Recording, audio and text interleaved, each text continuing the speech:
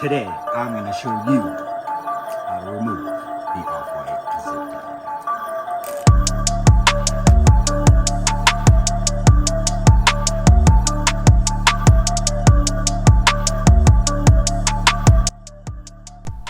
In this video, I'm going to show you the safest and most efficient way to remove the zip tie.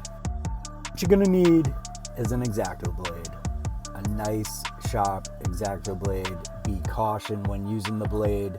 You do not want to cut your phalanges off. Insert the blade located inside the loop on the teeth side. You're going to want to insert the blade in its entirety. Be careful again that you do not poke or cut yourself. Again, with extreme caution, insert the entire blade within the tie wrap, inside the loop teeth side. Once the blade is inserted all the way, pull back with a little bit of force and a little bit of pressure, and the zip tie will come free.